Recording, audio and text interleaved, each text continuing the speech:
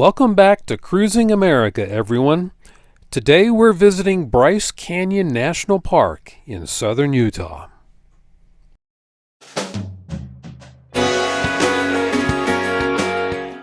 We're Steve and Kathleen. We're Cruising America in our 35-foot fifth wheel RV, chasing 70-degree weather year-round.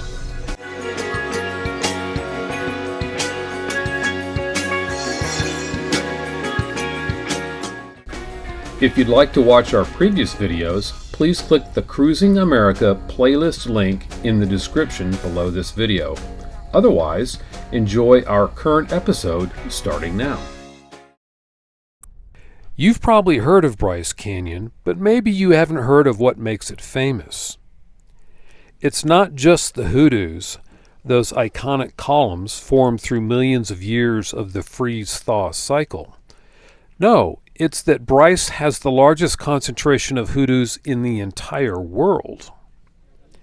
As a result, you'll probably hear as much or more foreign language than English in the park, especially if you visit in the summer.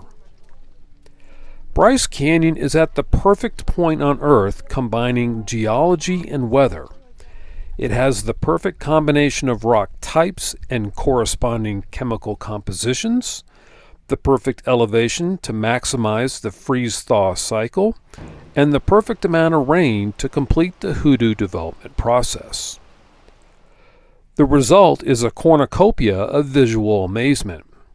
You'll see practically all colors of the spectrum, while every single turn of your head provides unique scenic views. In fact, the longer you look at the hoodoos, the more amazing they become.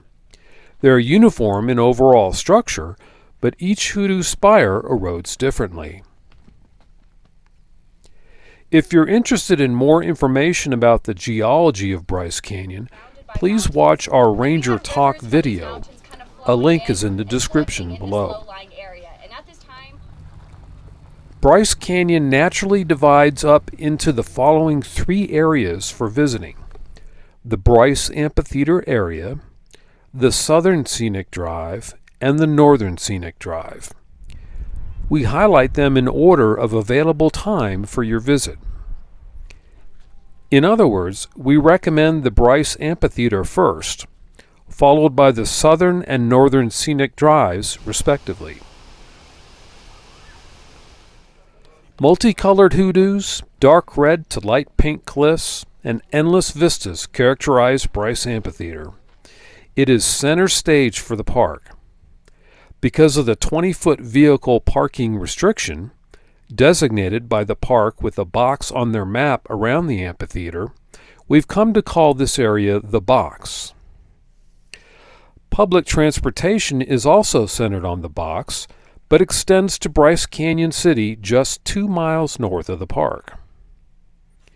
In addition, a paved multi-use path runs from Bryce Point at the southern end of the box, north to Bryce Canyon City, then west 13 miles to the west or bottom end of Red Canyon.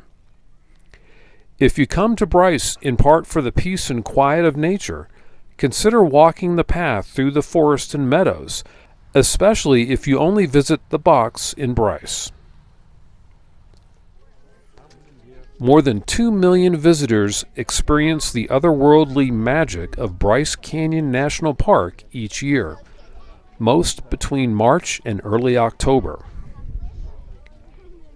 Viewpoints of the Bryce Amphitheater include Bryce Point, Inspiration Point, Sunset Point, and Sunrise Point. You can also hike the Rim Trail between these viewpoints. These views are accessible year-round and serve as trailheads for the variety of hikes descending below, as well as travel along the rim. If you're only here for a couple hours, these viewpoints should be your highest priority. Bryce Point is at the south end of the box. The point itself is north of the parking lot about 100 yards. You'll see more of the park here than any other viewpoint. For what we consider the best view of hoodoos in the park, hike another 100 yards north.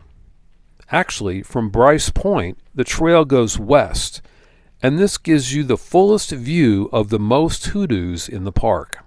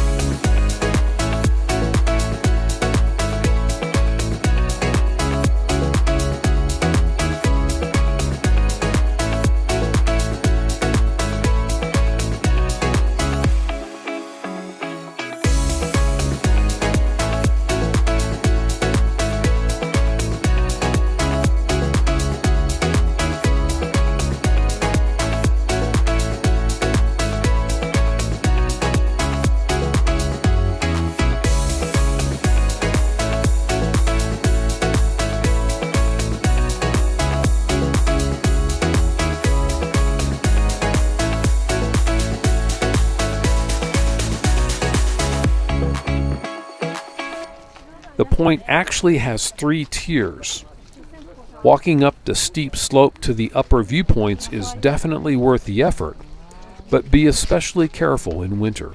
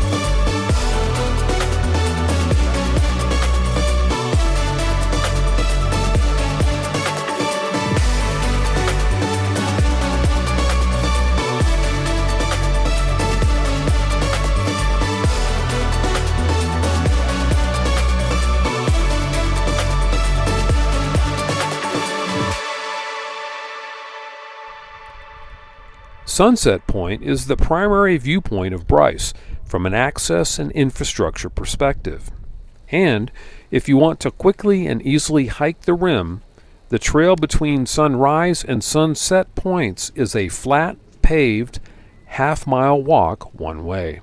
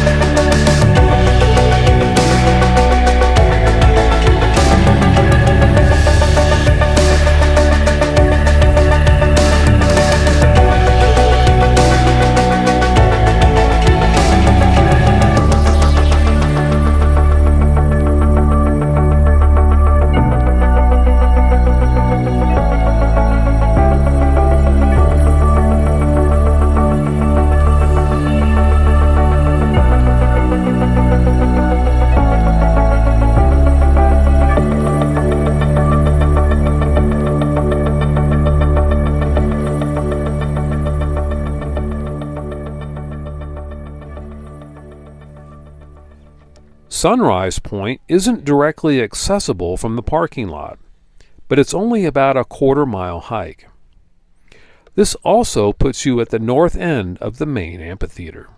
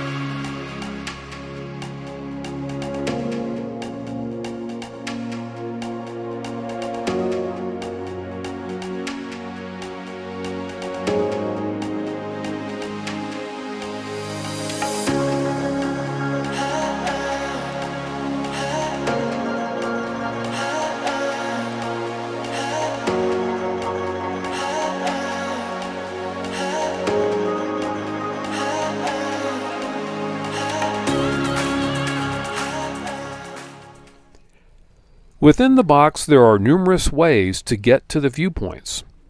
Of course, you can drive if your vehicle is under 20 feet long, but you'll have to fight for parking. Alternatively, you could park in the shuttle parking lot in Bryce Canyon City, then take the bus into the park. The line covers all the viewpoints in the box, as well as all the stops in Bryce City on the north end of the line. The bus line is fast and convenient, a very good option if everyone is fully ambulatory. If you're a biker, either road or trail, the previously mentioned multi-use path is a fantastic resource. Finally, you can hike from Bryce Canyon City along the paved multi-use path. We recommend hiking into the amphitheater. While you can see the hoodoos from the rim, you can't really appreciate them until you hike among them up close. Numerous options are available for all hikers. Easy, short hikes include Mossy Cave on the north side of the park, the rim trail between sunset and sunrise viewpoints, and Bristlecone Loop at Yovimpa Point at the extreme southern end of the park.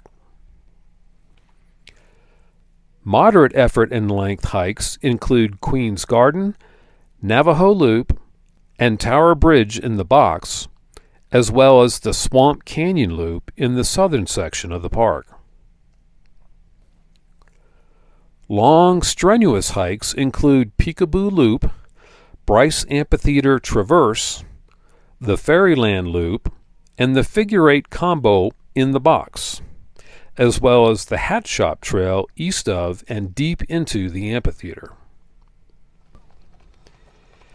If you want to go down into the amphitheater but have physical limitations, consider a horseback ride. It's also a great way to slow down and experience Bryce Canyon. Horses have been used to explore Bryce since before it was set aside for federal protection. To support this activity, the National Park Service completed 4.5 miles of foot and horse trails in 1931, and they're still in use today. Shifting now to the southern section of the park, you'll find 9 different viewpoints to enjoy. Because the rim runs north-south and the pullouts are all on the east side of the road, the park recommends driving directly to Rainbow Point at the southern terminus and then working your way north. At 9,115 feet, Rainbow and Yovimpa Points are the highest viewpoints in the park. Tectonic uplift raised this entire scene from sea level over the course of the last 20 million years. Now it's continually dissected by tributaries of the Colorado River.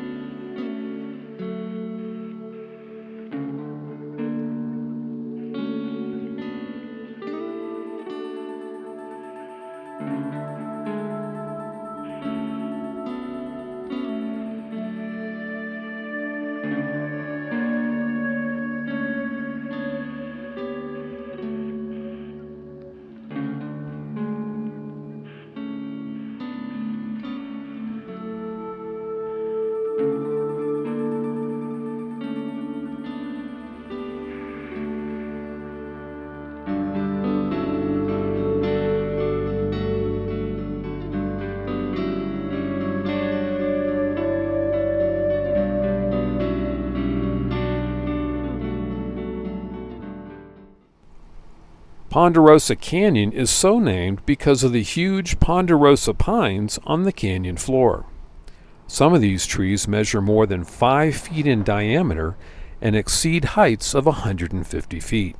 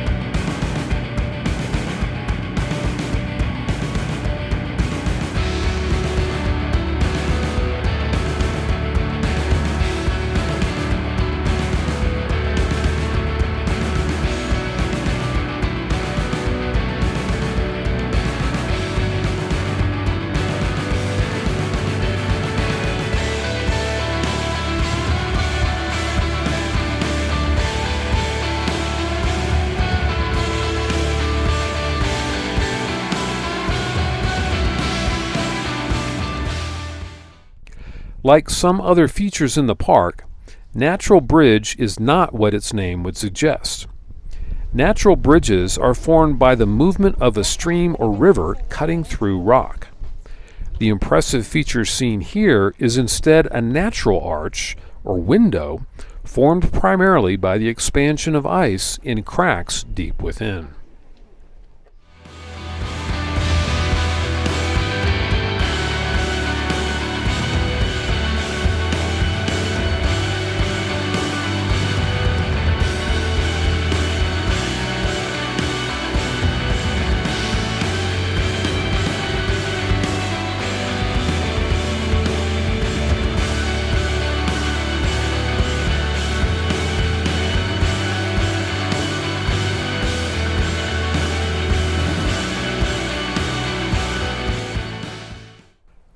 Farview Point is appropriately named.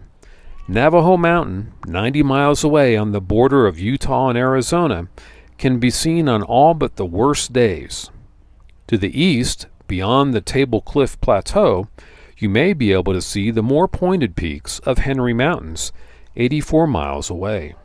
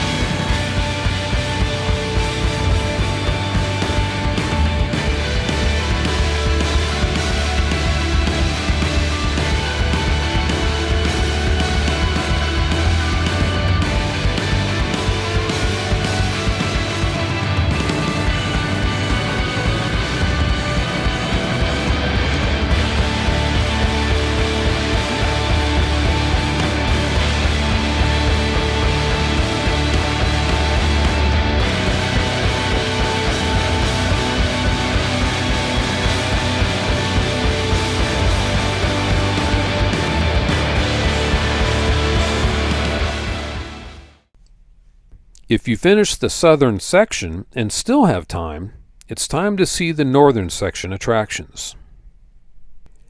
Fairyland Point is the northernmost viewpoint along the rim of the Pensacola Plateau within the park.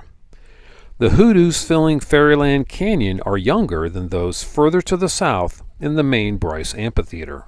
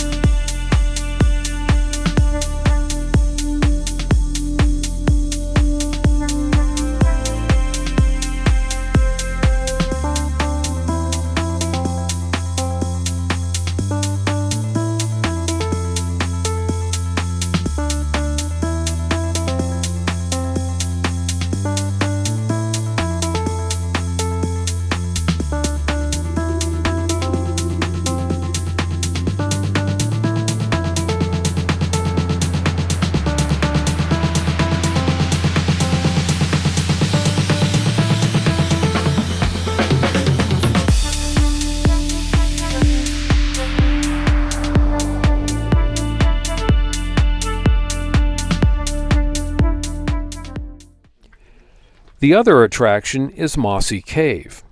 The trail is one of the lowest elevation hikes in the park, as well as one of the only hikes beginning with a climb and ending with a descent. It's located just off State Road 12 as it winds its way east through the northwest section of the park.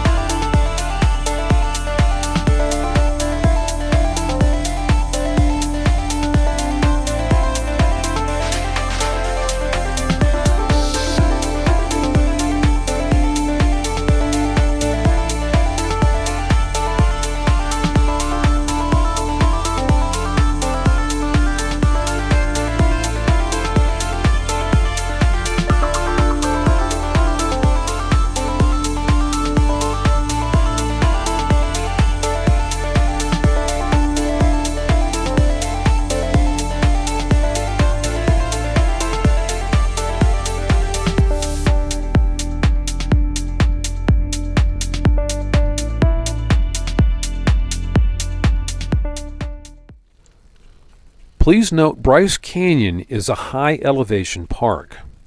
With most of the park at 8,000 feet or above, you're only getting about 70% of the oxygen available at sea level, and you'll certainly feel it if you begin the hike. Be prepared for a sickness you've probably never heard of called acute mountain sickness. When traveling above 8,000 feet, everyone is susceptible to AMS. Locals and online sources recommend sugar, such as lollipops, hard candy, etc., potassium, eating 2 bananas starting 2 days before ascending, or ginger drops. Also, stay hydrated, which becomes harder as you climb. Symptoms of mild AMS include mild headaches, increased breathing, rapid pulse, nausea, loss of appetite, lack of energy, and general malaise. These are warning signs to stop climbing and slow down. If you or a family member experience worse symptoms, it's time to descend immediately and get medical attention. High elevation travelers with pre-existing medical conditions are in even greater danger. Conditions such as high blood pressure, diabetes, and conditions affecting the brain, heart, and lungs are among those you may aggravate by high altitude, and can even prove deadly in these mountains. Consult your doctor before coming. Start off easy, knowing even short hikes have as much beauty to offer as the longest ones. With less oxygen available in each breath, you're going to be breathing harder, meaning you're going to dehydrate more quickly. The National Park Service recommends a liter of water for every 1 to 2 hours you plan to hike, especially since there is no water available on any of the trails. In fact, Sunset Point is the only viewpoint in the park with water. The number one cause of injuries in the park is bad footwear. Trails have a lot of small, loose rock, making slipping and twisting an ankle all too easy. Footwear with good tread and ankle support is highly recommended. In winter, ice creates even more hazardous conditions. While Bryce Canyon isn't a premier national park for wildlife, the canyons and plateau of Bryce Canyon National Park are home to many animals. Park boundaries mean little to the migratory hummingbirds, nesting peregrine falcon, Utah prairie dog, mule deer, Rocky Mountain elk, mountain lion, and pronghorn, which daily cross through the forested plateau and amphitheaters.